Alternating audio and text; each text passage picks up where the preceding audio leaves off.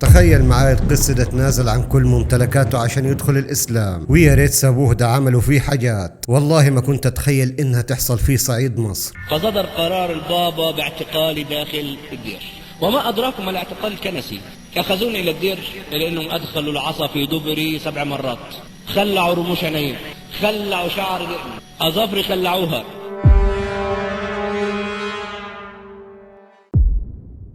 في سنة 1953 في مصر وتحديدا محافظة المنيا مركز ملة وقرية البياضي اتولد الطفل إسحاق هلال في أسرة مسيحية. الأب كان تاجر ومربي خنازير وبيمتلك أراضي واسعة، والأم ربة منزل ومن عائلة غنية. إسحاق عشان أسرته غنية كان متدلع وكل اللي نفسه فيه كان والده يجيبوله، بس والد إسحاق كان ليه شرط واحد عليه: يتعلم ويطلع شخصية دينية تشرفهم قدام الناس. فدخل إسحاق أفضل المدارس في المركز، وبعد مراحل الابتدائية والإعدادية والثانوية والد إسحاق سفره برا مصر يكمل تعليمه. فدرس إسحاق في كلية اسمها كلية اللاهوت، ولما نجح فيها وتخرج منها رجع مصر يكمل تعليمه ويخد ماجستير في القاهرة، وبعدها تعين في كنيسة في أسيوط. ومع الوقت وشطارة إسحاق وذكائه اترقى في الكنيسة لحد ما وصل لأب اعترافي، ومن أب اعترافي لنائب ورئيس اللجان التبشيرية في أفريقيا. إسحاق من شغله ومناصبه عمل فلوس كتير جدا، ووصلت حساباته في البنوك في الثمانينات لأكثر من 4 مليون جنيه مصري، والمبلغ ده حاليا يساوي أكثر من 300 مليون جنيه. ده غير طبعا العماير ومحلات الذهب اللي كانت ملكه. ولكن ايه حصل غير حياته، والأهم عمله في ايه لما دخل الإسلام؟ ركز معايا. لو أنا اتكلمت عن اللي حصل معاه في ناس كتير جدا هتكذبني، عشان اللي حصل معاه أغرب من الخيال وفي ناس كتير مش هتصدق. وعشان كده أنا اختصرت ده كله وجبت لكم مقطع صوتي ليه اتكلم فيه عن العذاب اللي شافه سبب إسلامه. وبعد ما تسمع المقطع ده هقول لك عملوا فيه ايه بعد اسلامه. اسمع المقطع كامل عشان والله فيه كلام مهم.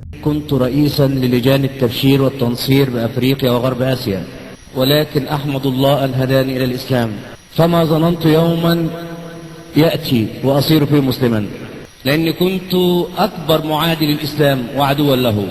ولكن أحمد الله أن هداني بعد دراسة مستفيضة، بعد علم وثيق، بعد أن درست جميع أسرار الكتاب المقدس وما يحويه، وعن وجود اسم رسول الله صلى الله عليه وسلم داخل طيات الكتاب المقدس، وإن لم يكن بالاسم الحرفي فدخل تحت اسم الفارقليط أو اسم الإشارة ذاك أو المعزي.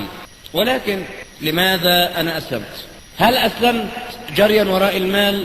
أحمد الله كنت أتقاضى راتبا يتعدى 3000 جنيه شهري، كنت أصرف حوالي من 500 جنيه أو 600 جنيه في الحشيش والأفيون وشرب الخمر، مش محتاج. هل أسلمت لأني أحببت امرأة جميلة فأسلمت لأجلها؟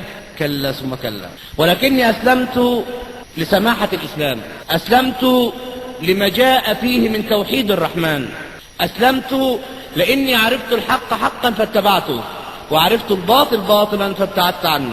باختصار شديد، عندما بدأت الدراسة كطفل، من بدء دراستي في مدارس الأحد إلى دخول كلية اللاهوت ببيروت لبنان، أو مناقشة رسالة الماجستير مقارنة أديان في الكلية الإكليريكية بالقاهرة، ما وجدت أي درس من الدروس يبعد عن زرع الفتنة والحقد والضغينة ضد الإسلام والمسلمين.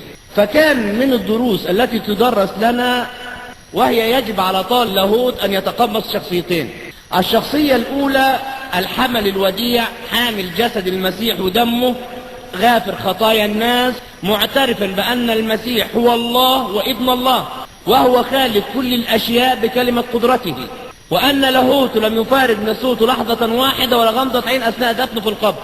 أما الشخصية الثانية وهي شخصية الأسد المزمجر المدافع عن العقيدة النصرانية والانحلال الخلقي الذي أوجدته العقيدة الإسلامية بأي وسيلة وبأي طريقة كانت.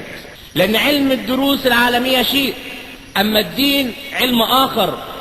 فأي إنسان يجهل علوم الدين فهو لا شيء في الحياة، لأن علم يرتبط بعلم الغيبيات، علم يرتبط بعلم الكونيات. إننا لم نرى الله ولكن آمنا به، إننا لم نرى سيدنا عيسى ولكن سمعنا برسالته، فإننا نؤمن بكل ما جاء في كتب الأنبياء والرسل وخاتم محمد صلى الله عليه وسلم. كلما بدأت الدراسة بما حوته من أسفار مخالفة للتعليم الكتابية، من بذاءات كتبت عن أنبياء الله سبحانه وتعالى في سفر التكوين وسفر صموئيل الأول الثاني وسفر حزقيال 16، 36 قضية زنا محارم، سفر نشيد الأنشاد، سفر الغراميات. أنا علشان أكون طالب لاهوت وأعلم لاهوت يبقى لازم ألتزم بكل ما جاء في اللاهوت. ومعنى كلمة لاهوت يعني أؤمن بلاهوت المسيح. ولكن في شيء غريب، أنا شفت دلوقتي إن الإخوة بيقدموا أسئلة للشيخ، فالشيخ بيجاوب ما رفضش أي سؤال. لكن لو سألت أنا طالب كلية لاهوت داخل كليات اللاهوت أي سؤال يقولوا لي أنت عليك تسمع فقط وتعلم، ما تسألش. اللي نقوله تعلمه، لكن تسأل ما تسألش. بالاختصار، عندما وصلنا إلى دراسة العهد الجديد ونحن على أبواب عيد الكريزماس، وما أدراكم ما الكريزماس، هنا يمكن في مشاركة، يعني مشاركة بسيطة. لكن اللي عايز يشوف الكريزماس صح يروح مصر. عندما تطفأ الأنوار داخل الكنائس، عندما يصير هناك الحبيبة داخل الكنيسة، يجتمع الرجل مع المرأة داخل الكنيسة وما فيش أي حرج.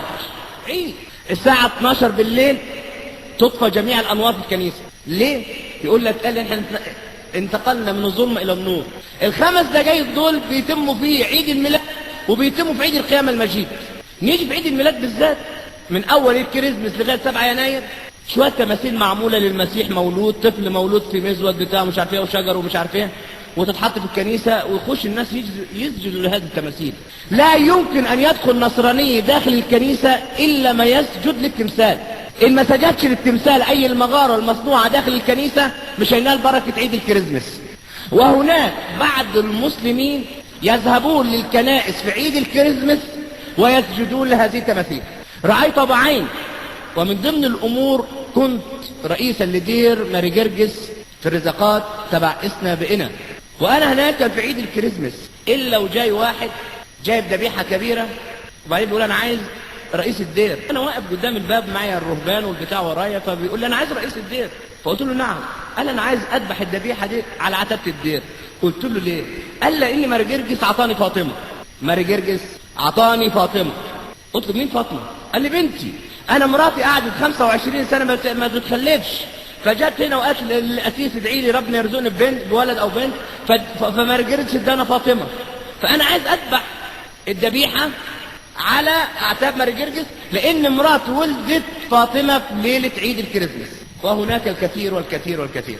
فهنا أمام هذه الحقائق كنت دائما أسأل كان الأسيس أو الأسقف أو المطران أو أي واحد درجة أعلى مني عشان يجاوبني بس عن سؤال يريح ضمير.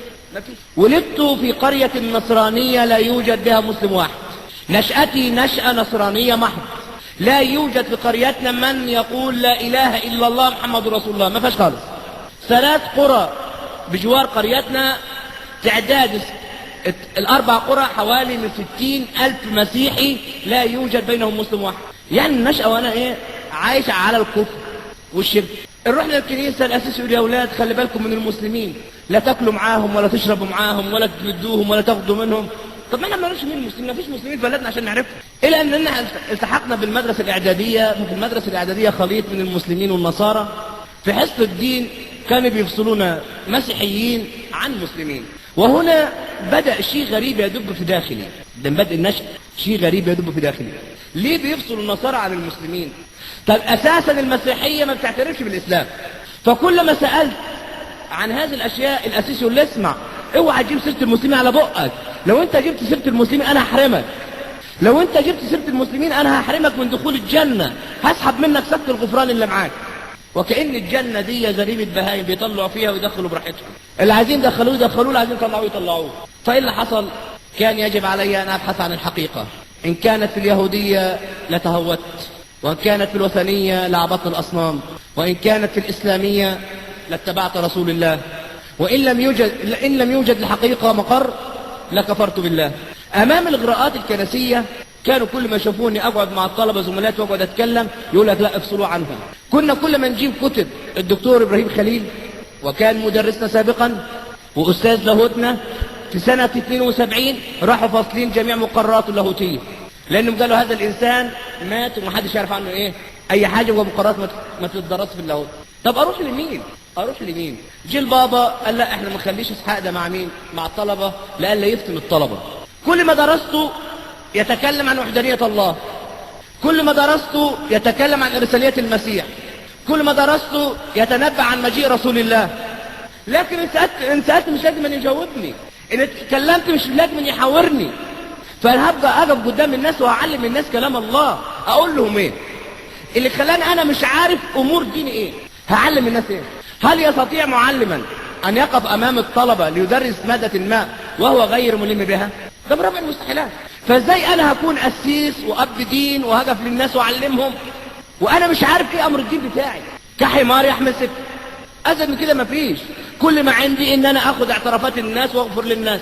ده يعترف لي اقول له مغفور لك واخد فلوس احط في جيبي، دي تعترف اخد منها فلوس احط في جيبي. كل حياتي فلوس في فلوس. ايه الحكايه؟ كانها ماديه فقط، ما فيش اي شيء اكتر من كده. صدر قرار البابا بتعيين رئيس جمعيات خلاص النفوس المصريه والنائب الثاني لقداسته للتنصير بافريقيا وغرب اسيا. اغراءات. ولكن الانسان التايه، او زي ما يقول المثل المصري الغرقان بيتعلق في قشايه. كنت دايما اسال عايز اوصل لحقيقه. نفيت من داخل الكتاب المقدس، وان شاء الله في بحث عندنا دي للشيخ صبر، نفيت من الكتاب المقدس قضيه الصليب من واقع الكتاب المقدس، مش من واقع القران. نفيت من الكتاب المقدس بنوة المسيح من واقع الكتاب المقدس، مش من القران. نفيت بنوة المسيح من الكتاب المقدس، مش من القران. وده كله من المحرف، والكتاب المقدس موجود معي حاليا. لكن كل ما انا عايز اوصل له مش لاقي هدف اوصل ليه، غرقان. الا ذات مرة ارسل لي قداسة البابا، ولا قداسة ولا حاجة، بيقول لي روح اسكندرية تعمل رياضة روحية هناك، وفي اسكندرية في مسلمين هناك ممكن تحاورهم. احاورهم في ايه؟ انا مش عارف امر ديني، انا هروح احاورهم في ايه؟ اعمى بينادي اعمى، الاتنين عميان هيعرفوا ايه في السكة؟ مش عارفين حاجة. فاخذت القطار من القاهرة، من اسيوط للقاهرة. فكان بعت البابا لما كان بيحبني زمان كان يبعت لي سيارة تاخدني من قدام المحطة. المرة دي ما بعتليش سيارة، انا بقول لكم غرقان. لكن بتيجي ساعة من عند الله سبحانه وتعالى تنتشل الغرقان من غرق، بترد للإنسان عقله، بيرجع العقل للإنسان فيعرف ان فوق العالي عالي متسلط في مملكة الناس. مهما علي الإنسان فوقيه عالي، مهما تسلط الإنسان فوقيه متسلط، مهما تجبر الإنسان فوقيه جبار. لكن يا للأسف بعيد عن عيون الناس. فعندما وصلت للقاهرة ما لقيتش السيارة. رحت البطرخانة القديمة في كلوبيه في القاهرة، دخلت بقول لهم عايز سيارة ما جاتنيش. فلا، البابا بعت السيارات كلها ايه؟ في تبشير، يعني في جولات تنصيرية. رحت انا العتبة محطة الباص هناك، فركبت 64 اللي بيروح العباسية. وانا قاعد في الباص طلع شاب لا يتعدى 12 سنة او 11 سنة تقريبا، يعني معاه كتيبات صغيرة، بدأ يوزعها في الباص على كل اللي قاعدين. طبعا انا لابس اسود، عم على راسي سودة، ولبس اسود، وقلبي اسود، وعيش في سودة. مش عارف انا عشت ايه شكلها بصراحة يعني. وصليب ما شاء الله ذهب على صدري ربع كيلو ذهب. فهذا الشاب وزع على كل الموجودين الا انا. وهنا بدأ في احساس غريب، اشتياق عظيم لتلك الكتب الموجودة مع هذا الشاب. فرجع هذا الشاب وراجع بيلم الكتب تاني. فاللي بياخد الكتيبين بيديه قرشين او 3 قروش، اللي ما بياخدهمش بيديهم له تاني. الا جيب عند السياره من قدام. فبقول له يا ابني تعالى. قال نعم. قلت له انت ليه اديت الناس كلها وانا لا؟ قال لا يا عم انت قسيس. قلت له خد يا ابني. قال بقول لك لا ما اقدرش اديك، انت قسيس. والله والله والله على ما اقول شهيد نسيت من انا. نسيت عمة راسي، نسيت هدوم اللي على جسمي. الشاب نزل انا نزلت وراه، هو يجري وانا اجري وراه. الناس بتضحك عليا مش عارف ليه. الا ان هذا الشاب وقع، عطر الخطوبه راح واقع. رحت انا ماشي وراه، خدت كتيبين وطلعت له 5 جنيه اديتها له. قال طب ما تاخدهم كلهم يا ابونا، لان كل الكتب اللي معاه مش هتكمل 5 جنيه. اخدت الكتيبين وذهبت للكدرائيه في العباسيه. دخلت الغرفه المخصصه للمدعوين بدعوه رسميه من البابا. فكان بطبيعتي لما احب يعني عايز انام او عندي فكر مش قادر انام، اجيب الكتاب المقدس اقرا فيه. عندما افتحه والله يجيني نعس منين النعس يجي منين ما اعرفش، انعس. قلت طب ما انا اجرب الكتب دي يمكن اشوفها تنعسني ولا تصحيني. فعندما فتحت هذا الكتيب وقعت عيني على قوله تعالى قل هو الله احد الله الصمد لم يلد ولم يولد ولم تكن له كفوا احد. بدأت اقرأ هذه الكلمات وشعرت بحلاوة في نفسي، راحة لضميري، راحة لصريرتي، فبدأت أقرأ وأعيد وأقرأ وأعيد إلا إن حفظتها على ظهر قلبي. وأثناء قراءتي طرق الباب أحد الأساقفة عشان يبلغني إن السيارة جاهزة أروح اسكندرية، فبيقول أبونا إسحاق أبونا إسحاق، قلت له قل هو الله أحد. مش دريان، أنا مش دريان بقول له إيه. قال لي بتقول يا أبونا؟ قلت له ما بقولش حاجة، أنا ما بقولش حاجة خالص. في إيه؟ قال لي يلا عشان السيارة جاهزة. والله ركبت من القاهرة لإسكندرية، كانت خدت ساعة، خدت ساعتين، خدت أقل، خدت كتير، والله لساني يلهج بقول هو الله أحد الله الصمد. بعدما وصلت إلى الإسكندرية استقبلنا المطران استقبال كويس. هم قالوا علي إن أنا مجنون، قالوا علي إن أنا مختل العقل، قالوا علي إن أنا مسلم داخل الكنيسة. هو اللي يدور على الحق يبقى مسلم. فاستقبلنا المطران بيقول لي أنا عايزينك تكون النهضة كويسة وبلاش الفكر بتاعك. قلت له إن شاء الله. يوم الأحد نزلت الكنيسة عشان أصلي صلاة القداس. وطبعا صلاة القداس دي معلومة صغيرة، إيه هي الصلاة داخل الكنيسة؟ هل الصلاة داخل الكنيسة هي الصلاة داخل المسجد؟ طبعا إحنا شايفين كلنا في المسجد هنا في منا الوزير وفي منا الغفير، في منا الغني وفي منا الفقير. كل الناس هنا سواسية، لا فرق بين عربي أو أعجمي إلا إيه؟ بالتقوى. لكن في الكنيسة يختلف الأمر، الوزير وزير والفقير فقير، ده ليه كرسي وده ليه كرسي، اللي يدفع كتير يقعد من قدام واللي يدفع قليل يقعد من ورا. طبعا كل إنسان ملزم بطائر في عنقه، كل واحد مسؤول عن نفسه. لكن في الكنيسة لا، القسيس هو اللي بيصلي عن الشعب. يعني الواحد بيروح الكنيسة كده يقعد ستاند اب ست داون، قيام جلوس، القسيس يرفع ايده كلها تقف، ينزل ايده كلها تقعد. لكن بيقول ايه القسيس للصلاة ما بيعرفوش، لان هو بيصلي عنهم وهو اللي بيغفر خطيتهم وهو الكل في الكل في حياتهم. ففي استراحة في وسط الصلاة فرحت كورس الاعتراف، ودي قضية من القضايا التانية ومش هقدر اتكلم فيها لانها طويلة شوية. فجاء لي احدى السيدات، ويمكن اللي هو قرا جريدة المسلمون السنة اللي فاتت او الامة الاسلامية، انا الكلام ده مكتوب فيها: اخذت مما لله واعطيت لنفسي، تحكمت في مصير الناس وكنت اعلم ان هناك من يتحكم في مصيري، كنت اغفر للناس ولا اعلم انني محتاجا لمن يغفر لي خطاياي، كنت أقتل الناس وأنا لا أعلم إن هناك متسلط في مملكة الناس. فعندما جاءت هذه السيدة لكي تعترف لي بخطاياها فقالت لي لأجل قداستك اغفر لي خطيتي، أنا قد زنيت 3 مرات بدون علم زوجي. فرفعت الصليب في وجهي لكي أغفر لي خطيتك العادة، فقدمت لي 100 جنيه مصري كاملة، وكان الجنيه المصري اسمه الحج الأستاذ جنيه زمان. ولكن عندما قدمت لي المال ورفعت الصليب في وجهها أمسكت شفتاي عن النطق وأمسك لساني عن الكلام، ورأيت في كرسي الاعتراف على الستارة البني مكتوب بالنور الأخضر: قل هو الله أحد الله الصمد لم يلد ولم يولد ولم يكن له كفوا أحد. لا تؤكد داخل كرسي الاعتراف. أنا ببكي ليه وهي تبكي بره؟ أنا ببكي جوه وهي بره. أنا ببكي لأني بغفر للناس خطيتهم وأنا محتاج اللي يغفر لي خطيتي. أنا ببكي لأني داخل الكنيسة ما عارفش حاجة. بعد الصلاة خرجت للمطران فقلت له: اسمع يا نعم. قلت له، قال لي: قبل ما اتكلم انا عندي ليه شويه حاجات حلوه ليك. قلت نعم. قال لي: الشعب مبسوط منك خالص خالص، واحنا هنقول لك من اسيوط نجيبك اسكندريه. قلت له ماشي. هو مين يزعل انه ينتقل من اسيوط؟ طبعا في اسيوط هناك السيدات يلبسوا برادي ويغطوا الوش وبتاعه، يعني صعايده. قلت له: قال انا هاجي هنا اسكندريه هشوف الميكروجيب والمونيجيب والعريان والماكس واحد، يعني هتنقل من الظلمه للنور حرام. بس عندي سؤال اساله لك، لو جاوبتني على سؤالي انا وابك انك تقول لي من اسيوط اسكندريه.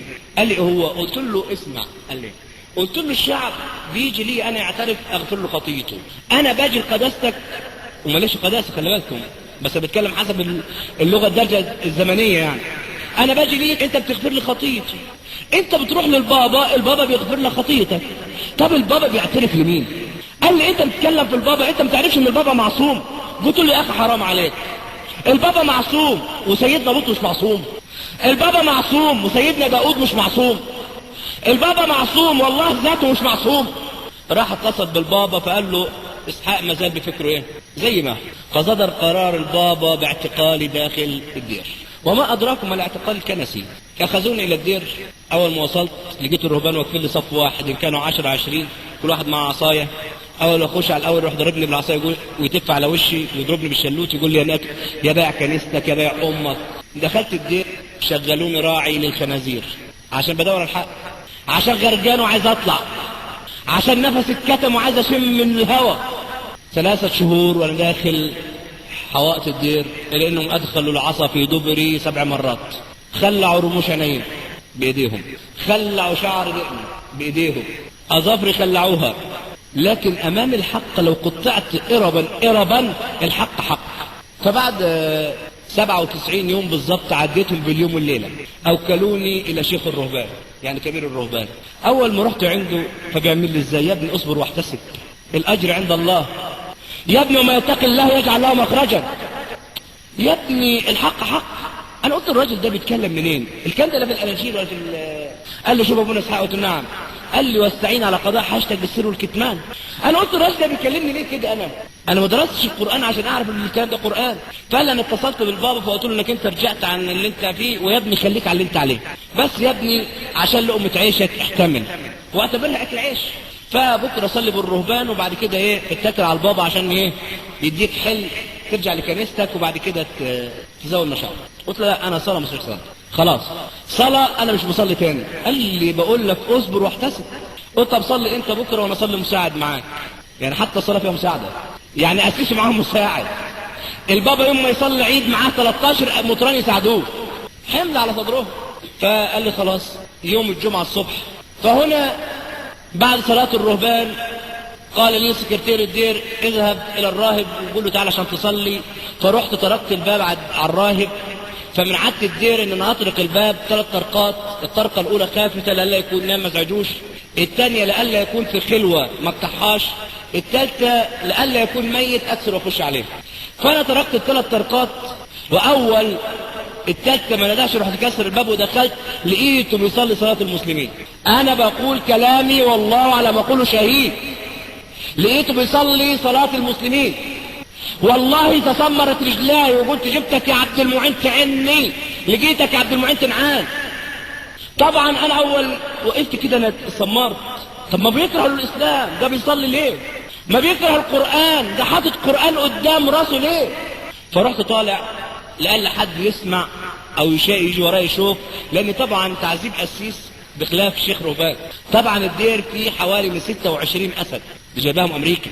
كذلك الاسود دي خصيصة للرهبان، اللي هو ينحل نحلة تانية بيروح مجوعين الاسود 3 ايام بدون اكل وشرب. بعد ال3 ايام بيمسكوا الراهب بيربطوه من ايديه وينزلوه رويدا الاسد ياكل فيه وهو حي. شوف 26 اسد لما ياكلوا في واحد. طبعا انا خفت عليه فطلعت. فالراهب بيقول لي ابونا الراهب فين؟ قلت والله بقى عليه ان هو عنده انفلونزا فشايفه ممسح كتير. قال لي طب خش صلي. قلت له انا مش مصلي خلاص. اصلي ليه؟ الراهب بيصلي صلاه المسلمين، اصلي انا ليه؟ بعد الصلاه ارسل لي وقال لي يا ابني استر عليا ربنا يستر عليك. شوف يا اسحاق يا ابني، وهو اللي سماني ابراهيم، هو اللي سماني ابراهيم. قال لي شوف يا ابني انا ليا 23 سنه على الحال ده، انا سني 65 سنه، منها 23 سنه انيس وحده القران، صديق عمري عباده الرحمن، شبع في جوعي وارتوائي في ظمئي. فرجعت للبابا فاصدر قراره بتعييني رئيس لجان التبشير العامه المنبثق عن مجلس الكنائس العالمي، وقراراتها كالاتي: اولا القضاء على الاسلام ومحو المسلمين، ده اول قرار. القرار الثاني القضاء على القرآن ومحوه.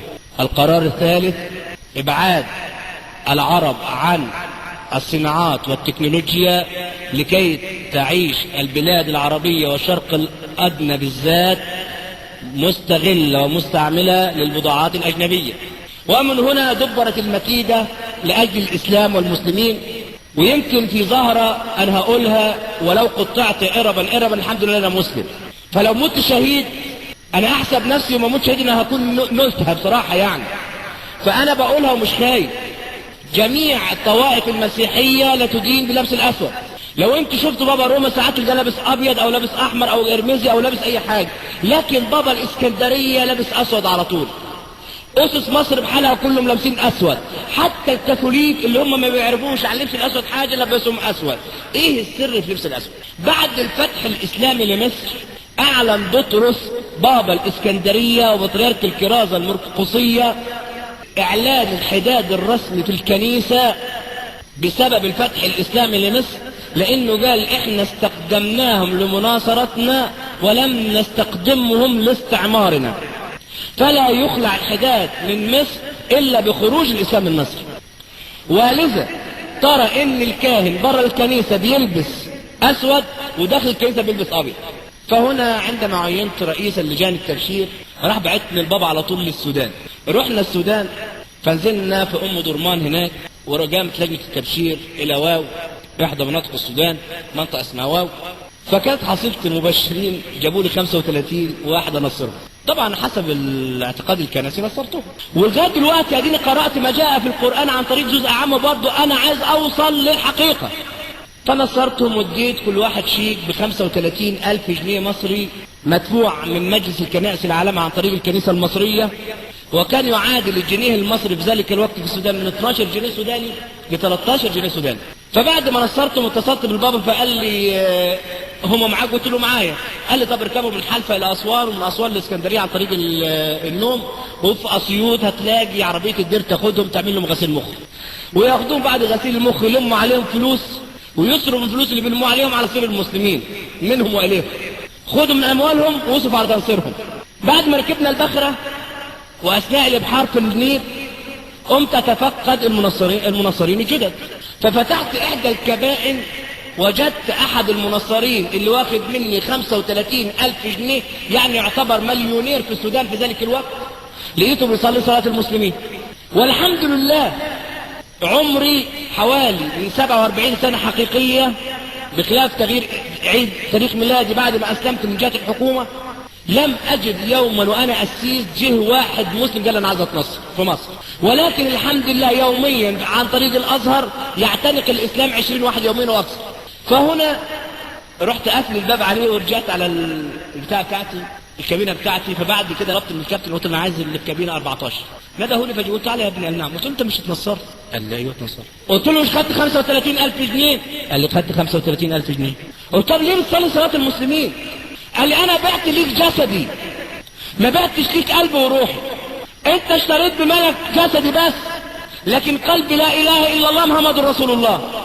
يا ابني انت قابض. قال لي انتوا فلوس عندكم لكن انا فلوس ما فيش، انا عوره باين، زوج عوره باين، ولاد عوره باين، كله عوره باين، اخد فلوس عشان اسر عوره. فانت ليك سيطرتك على جسمي، قطعه ارميه في البحر، اللي انت عايز اعمله اعمله، لكن انا لا يمكن ان اترك عباده الرحمن ولساني يلهج بلا اله الا الله محمد رسول الله. امام هذه الاحداث وجدت نفسي يجب ان اسرع لعباده الواحد القهار خالق السماوات والارض، خلق الليل والنهار. فاسرعت عن طريق كتاب تعليم الصلاه وانا على البخره وبدات اصلي. فاحمد الله سبحانه وتعالى الذي هداني الى الحق.